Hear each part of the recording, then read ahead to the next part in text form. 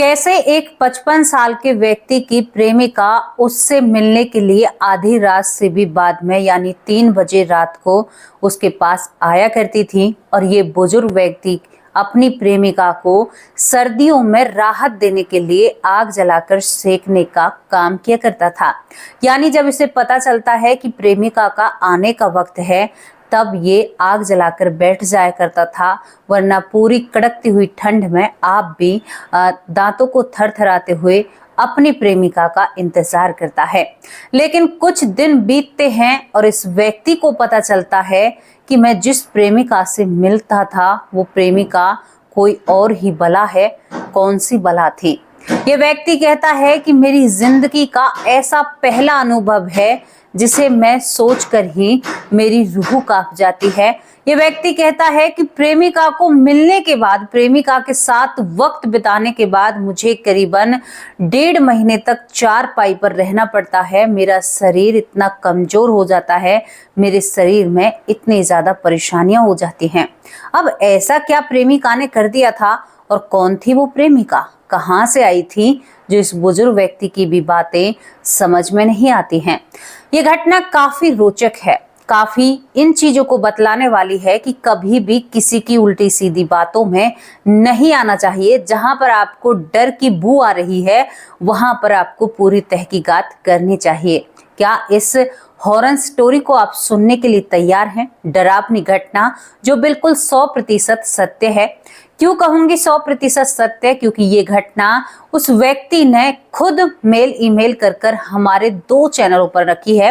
एक हमारे बड़े भाई सुदेश तिरछी बात वाले भाई और एक हमारे पास उन्होंने स्टोरी भेजी है, क्योंकि वो मेरा भी और मेरे भाई का भी चैनल देखते हैं।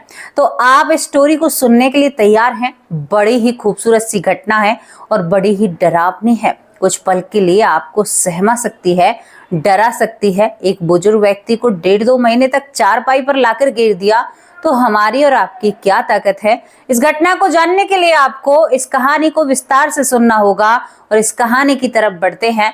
दोस्तों, एक गांव में एक व्यक्ति रहता है बलदेव नाम का। बलदेव की उम्र करीबन 52 साल होती है।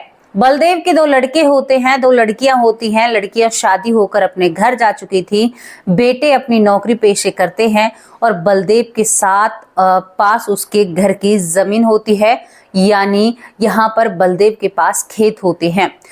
बलदेव पेशे से एक किसान, खेतों में हर तरह की फसल को उगाना और उससे कुछ पैसे कमाना उसकी इस तरह की फितरत होती है।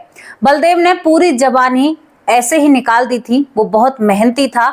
बच्चों को इस किसान के यानी इसके पास इतनी ज्यादा कुछ था नहीं, कोई नौकरी थी या कोई ऐसी चीज थी। खेतों में काम कर करके यहाँ पर किसान होते हुए उसने अपने बेटे को पढ़ा लिखा कर एक अच्छी और सक्षम नौकरियों तक पहुंचा दिया था।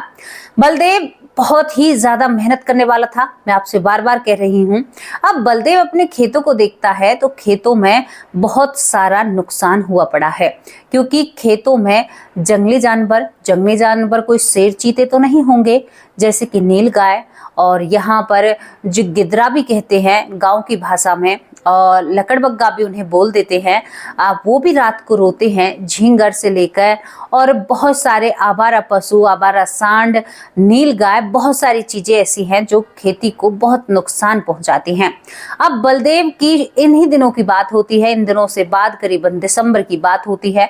कड़कती ठंड, इतनी ज्यादा ठंड कि भाई कंबल तो क्या बेचे, कंबल में भी ठंड ना रुके, और उसने फैसला लिया। कई दिन खेतों से आकर अपनी पत्नी को 4 नाम सुनाता है। घर में बैठी रहती हो, खेतों पर कितना नुकसान है आपको नहीं पता। किसान एक एक दाने को किस तरह से सहिस्ता है, किस तरह से संभाल कर रखता है। जिसे हम रोटी के रूप में खाते हैं उसे हमारा अन्नदाता हमारे लिए जमीन की कोख से निकालकर हमारी पेट तक पहुंचाता है। ये बहुत बड़ी बात है। बलदेव अपनी पत्नी को डांट लगाता है, हमेशा घर पर ही रहती हो, कभी खेतों की भी रखवाली कर लिया करो। अरे दिन के वक्त किसी जानवर को खेत से हटाया करो, कितना नुकसान हुआ पड़ा है। पत्नी कहती है, जिंदगी भर तुम्हारे यही काम लगे रहेंगे। दोनों बेटे नौकरियों पर लगे हुए हैं, सरकारी नौकरी करते हैं, और तुम मुझसे अब भी ये उम्मीद कर रहे हो, कब तक करोगे भाई, मेरे बस का नहीं है। बहुत कमा लिया, बच्चे अपने पैरों पर खड़े हो गए। तुम्हारा जो मन करे तुम वो करो, लेकिन मैं नहीं जाऊंगी खेतों पर, साफ तुमसे कह दिया है।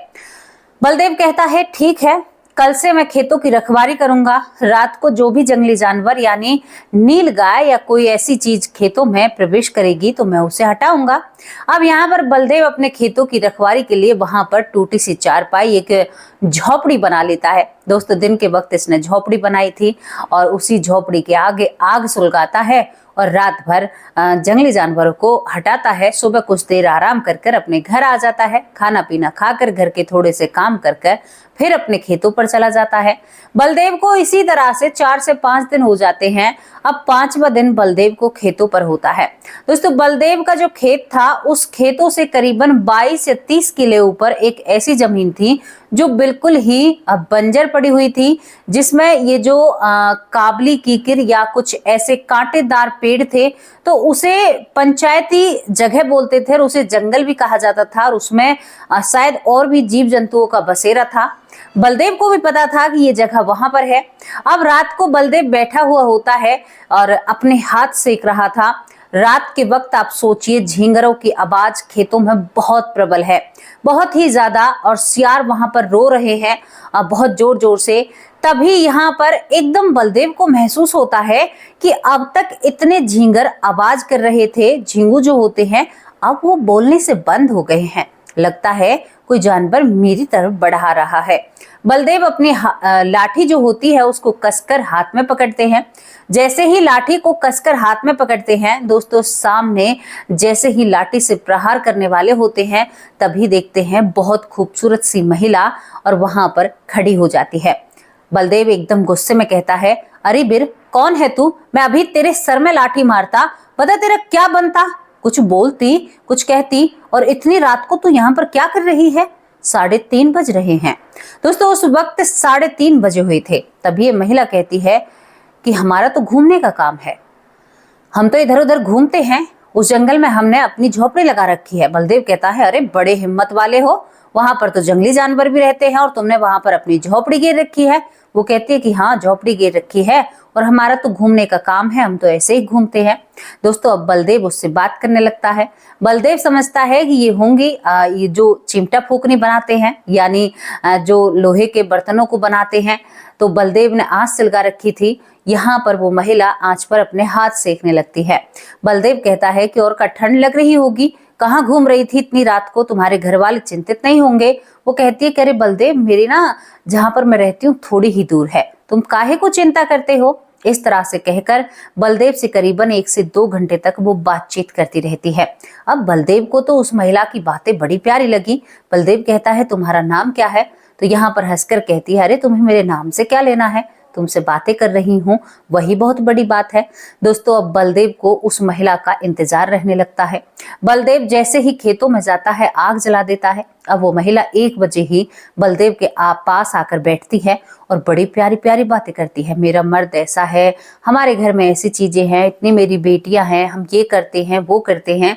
बलदेव तो पूरी बातें अपनी उससे साझा करता है और वो बलदेव से अपनी बातें साझा करती है। इसी तरह से इन दोनों को 4 से 5 दिन हो जाते हैं।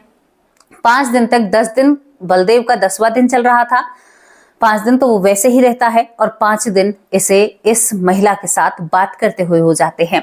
बलदेव कई बार पूछता है कि तुम रात को ऐसे क्यों भटकती हो? तो वो कहती है कि अब तुमसे बात करने में मन लग जाता है तो तुमसे बातें करती हूँ। बलदेव सोचता है कि है तो बाहर काम करने वाली ही, कोई बात नहीं, मेरा भी वक्त निकल जाता है, होगी इसकी झोपड़ी झुग्गी कहीं यहीं इसी आगे। वो कहती है कि हमारा पूरा डेरा रुका हुआ है और वहीं पर हम सारे रहते हैं।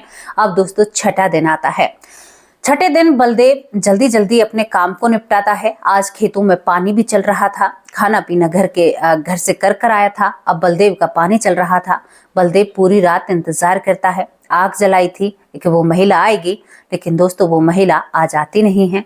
बलदेव को बड़ा बुरा लगता है। अरे क्यों नहीं आई? उसकी वजह से तो मेरी रात निकल जाती है। मुझे भी डर नहीं लगता था, उसे भी डर नहीं लगता है। अब वो नहीं आई तो बलदेव का मन नहीं लगता है। बलदेव 2 दिन देखता है, 3 दिन देखता है। 3 दिन बाद बलदेव फैसला करता है और आज करीबन शाम के 11 बजे ही यानी रात के 11 बजे ही कहता है कि आज इसको इसकी ये जो डेरा है उस डेरे पर ही जाकर छापा मारूंगा। मैं भी तो कहूं ये कहाँ छुप कर बैठ गई है। दोस्तों बलदेव एक लाठी हाथ में लेता है। 52 साल उम्र है बलदेव की। लाठी को लेकर उस जंगल की तरफ जाता है। अब 30 किलो यानी 30 किले पैदल चलना कोई थोड़ी बात है। 30 किले आप चलकर देखिए, वो 30 किले पैदल चलता है, थक जाता है। बुजुर्ग व्यक्ति था। 30 किलो यानी 30 किले चलते चलते उसे काफी समय निकल जाता है।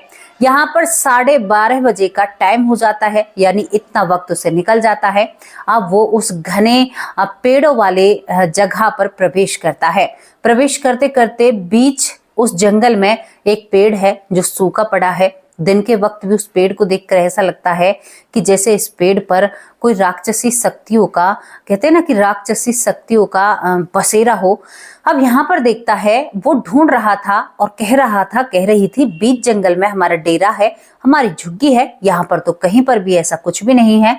वो उस पेड़ की तरफ देखता है तो देखता है जो उस महिला उसके साथ बात किया करती थी वो पेड़ पर सबसे ऊपर बैठी है। बलदेव कहता है, अरे कहाँ चढ़कर बैठ गई हो, नीचे उतरो, तुम्हें चोट लग जाएगी। बीते 3 दिन से तुम्हारा इंतजार कर रहा हूं और तुम यहाँ पर क्या कर रही हो। वो महिला अपने पैर हिला रही है। वो कहती है कि तुम्हें क्या लेना बलदेव, अब जितने दिन बात करनी थी उतने दिन कर ली, अब मैं अपने साथियों के साथ बैठी हूँ, मुझे परेशान मत करो। बलदेव देखता है, पूरे पेड़ को देखता है, लेकिन बलदेव को उसके सिवा वहां पर कोई भी नजर नहीं आती है। बलदेव कहता है, तुम मजाक कर रही हो ना, नीचे आ जाओ, देखो बहुत बुरा होगा, तुम मुझे परेशान कर रही हो ना, परेशान मत करो, चलो मेरे साथ, मेरा भी वक्त निकल जाता है, तुम्हारा भी वक्त निकल जाता है। तभी यहाँ पर ये महिला कहती है कि अबे बुढ़े, तुझे क्या लग रहा है, मैं तुम्हारी कोई साथी बन गई हूँ? मैंने तुम्हारे साथ टाइम पास किया था। तुम्हारी किस्मत अच्छी थी क्योंकि तुम एक बुजुर्ग थे और पता नहीं मेरे मन में क्या आई और तुझे मैं नजर आ रही हूँ, ये सबसे बड़ी बात है, वरना हम ज्यादा नजर नहीं आते, मेरे दोस्त नजर नहीं आ रहे हैं, लेकिन इसी पेड़ पर मेरे सारे दोस्त हैं। अगर तू बचना चाहता है शुक्र मना, मैंने तेरे साथ कुछ नहीं किया है, चला जा यहाँ से, मैं तुझसे कुछ नहीं कह रही हूँ। लेकिन बलदेव अपनी बातों पर जिद पड़े हुए, कहाँ है तेरे दोस्त? तभी दोस्तों बलदेव को एकदम हंसी सुनाई देती है। मानो बलदेव का कहना है कि ऐसी हंसी थी कि 10 से 15 लोग एक साथ में, यानी महिला भी और पुरुष भी हंस रहे हैं। बलदेव कहता है कि देख, मुझसे मजाक मत कर, तू नीचे आ जा, मुझे तुमसे बात करनी है। तो यहाँ पर सीधा सीधा ये महिला बोलती है, बुढ़े जाता है या नहीं जाता, वरना तेरा काम तमाम मुझे करना होगा। बुढ़ा बेचारा हारा थका बलदेव वहां पर पहुंचा था। दोस्तों बलदेव अपनी लाठी को लेकर खेतों की तरफ भागने लगता है। बलदेव भागता भागता, आप सोचिए, अपने वहां पर आया जहां पर पानी चल रहा था, लेकिन फिर भी उसे ऐसे लगता है कि वो महिला मेरा पीछा कर रही है। बलदेव घबराता हुआ अब घर की तरफ भागने लगता है। नहीं भैया, मुझे कोई रखवाली नहीं करनी है। बेचारे की सांस फूल जाती है। सांस फूलने के बाद बलदेव अपने घर जाकर थमता है। पत्नी कहती है, अजी 3:30 बज गए थे। इन्हीं सब में बलदेव को 3:30 बज जाते हैं। सोचिए, वहां पर गया, पेड़ पर बैठी है, हंस रही है, पैर लटका रखकर हला रही है पैरों को। आप सोचिए वो मंजर कैसा होगा। हिम्मत है उस व्यक्ति की जो रात को ऐसा पूछ रहा है। इसके बाद घर जाकर जब बलदेव रुकता है, पत्नी कहती है कि क्या हुआ जी, आज आप रखवारी पर पूरे रात नहीं रहे? वो रोने लगता है, मैं बहुत परेशान हूँ। दोनों बेटे पास आकर बैठ जाते हैं। क्या हुआ, क्या बात हो गई? तो वो कहता है कि आज मेरे साथ ऐसा हुआ, मैंने तुम लोगों को नहीं बताया। एक महिला मेरे पास आकर बैठा करती थी, मुझसे बात कर रही थी बीते 5 दिन से, लेकिन आज मैं उस महिला को जब जंगल में ढूंढने के लिए गया तो उस महिला ने मुझे एक अपना अलग ही रूप दिखाया। मैं तो डर के कारण सीधा यहाँ पर आया हूँ। मुझे ही पता है मेरे साथ जो बीती है, मैं बड़ा परेशान हूँ, बड़ा दुखी हूँ। पत्नी कहती है कि अच्छा हुआ आप आ गए, वरना वो आपके साथ जाने क्या करती ये हमें भी नहीं पता है। अच्छा हुआ आपने सही समय पर सही फैसला लिया है। दोस्तों यहाँ पर बलदेव की पत्नी अपने पति को सहानुभूति देती है और कहती है कि घबराइए मत, जमीन इतनी जरूरी नहीं है जितना जरूरी है आप हो हमारे लिए। बलदेव कहता है कि मैंने तुम लोगों को इसलिए नहीं बताया क्योंकि तुम लोग बुरा मानते, कहते कि इस उम्र में किसी महिला के साथ रात को वक्त बिताता है। तो बलदेव का परिवार उसे सहानुभूति दिखाता है, उसका साथ निभाता है, उससे कहता है कि आप डरने की चिंता मत कीजिए। लेकिन दोस्तों, बलदेव को दूसरे दिन बहुत तेज बुखार चढ़ता है। इतना तेज बुखार होता है 104 बुखार, और करीबन 1.5 महीने तक जो बलदेव होता है चारपाई पर ही बीमार पड़ा रहता है। उसकी हालत इतनी खराब हो जाती है, हालत इतनी खराब हो जाती है कि बलदेव को हॉस्पिटल में एडमिट करना पड़ता है। बलदेव का पेट इस कदर इन्फेक्शन होता है, इस कदर खराब होता है कि बार बार उसे फ्रेश रूम में जाना पड़ता है। उसकी तबीयत खराब हो जाती है, बलदेव बिल्कुल पीला पड़ जाता है। और बलदेव की पत्नी कहती है कि जान बची तो लाखों पाए, अब ऐसा आगे नहीं करेंगे आप, बिल्कुल भी, मुझे वादा कीजिए। और दोस्तों, बलदेव ये घटना सभी को बताते हैं, कहते हैं मेरी जिंदगी का वो ऐसा खास पल है जिसे मैं भूले नहीं भुला पाता हूँ, जब उन लोगों ने मुझसे कहा अरे बुढ़े भाग जा वरना तेरे सर को हम फोड़ देंगे, तू यहाँ पर क्या कर रहा है, तेरी किस्मत अच्छी है जो तू हमसे बच गया है, वरना हमसे कोई भी आज तक नहीं बचा है। अब बात यहाँ पर यही आती है, जो लोग नहीं मानते हैं कि भूत नहीं होते, अब उन लोगों के लिए ये बात हजम कैसे होगी, पेट में ये बात गलेगी कैसे। और दोस्तों, आप लोगों को बताऊं, ये सच्ची घटना है, ये सच्ची घटना है, एक व्यक्ति के साथ बीती हुई है। तो आप इस घटना पर क्या कहना चाहोगे, क्या कहना चाहोगे बलदेव के बारे में, क्या कहना चाहोगे बलदेव की पत्नी के बारे में, उनके बेटों के बारे में, और क्या कहना चाहोगे उस भूतली के बारे में जो बलदेव को ना ही तो डरा कर गई ना ही धमका कर गई, फिर भी बलदेव को 1.5 महीने तक चारपाई पर रहना पड़ता है। कई बार बलदेव बताते हैं कि कपड़े खराब हो गए थे मेरे, इतनी मेरी बद से बदतर हालत हो जाती है, मेरे बच्चे मुझे डांट लगाते हैं, बाबा इतना आपने खेतों में बचाया नहीं है जितना आपके बीमारी में पैसा लग चुका है। बलदेव के बच्चे कहते हैं कि बाबा अब तो आप वहां पर नहीं जाओगे। तभी बलदेव कहता है चाहे तुम्हारा खेत उजड़े, चाहे तुम्हारे खेतों से कोई नाज खाए, अनाज को ले जाए, भैया मैं रात के वक्त बिल्कुल भी खेतों पर नहीं जाऊंगा। उस पेड़ को देखकर तो मुझे डर लगेगा, वही पेड़ मुझे दिखाई देगा ना बाबा, मुझे उन खेतों पर नहीं जाना। बलदेव बताते हैं कि मैं ठीक होने के बाद जैसे ही दिन के वक्त अपने खेतों पर जाता हूँ तो मेरे बच्चे पूछने लगे कि बाबा कहाँ है वो जगह। जब मैं वहां पर लेकर जाता हूँ तो मुझे अनुभव होता है कि अब भी इस पेड़ पर बहुत सारे भूत लिपटे हुए हैं, बैठे हुए हैं और शायद हमें देख रहे हैं। मेरे कानों में तभी सरसराहट की आवाज आती है। मैंने अपने बच्चों से कहा कि तुरंत यहाँ से चलो, मुझे यहाँ पर नहीं रहना। बलदेव की पत्नी कई बाबाओं से बलदेव का इलाज कराती है, कई सारी चीजें उन्हें दिलाती है और कहती है कि आप चिंता मत कीजिए, आप बिल्कुल ठीक हो जाओगे, आपको कुछ नहीं होगा, ये मेरा वादा है, क्योंकि मैं भी तो आपकी पत्नी हूँ। अगर आपको कुछ हो गया फिर हमारा कैसा जीना और कैसा सही रहना। बलदेव बताते हैं कि हर चीज को देखते हुए, मद्देनजर रखते हुए आपको सोचना चाहिए कि क्या सारी चीजें हमारे जीवन पर प्रभाव गिर रही हैं। भूत भी होते हैं, पिशाच भी होते हैं, काला जादू भी होता है, भगवान भी होते हैं और हमारे कर्म भी होते हैं, नरक भी होता है, स्वर्ग लोक भी होता है। एक घटना मैंने आपको बताई जहां पर मुस्लिम मरने के बाद नरक लोक को ही देखता है। उसमें कई कमेंट शायद नेगेटिव भी आए हैं, लेकिन मुझे कोई फर्क नहीं पड़ता क्योंकि मैं सच्चाई सब लोगों के सामने रखना चाहती हूँ।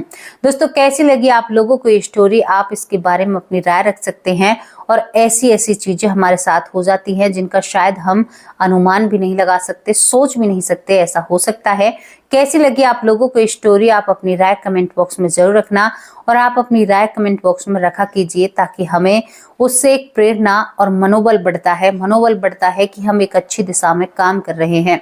प्रेरणा ये होती है कि हम और से और अच्छा काम करें ताकि आप लोगों को पसंद आए और आपके जीवन में वो एक उजाला और एक रोशनी कर जाए। अब आप लोगों से विदा ले सकती हूँ, शाम को हाजिर होंगे एक सच्ची अच्छी स्टोरी के साथ। तब तक के लिए नमस्कार, जय हिंद, जय भारत।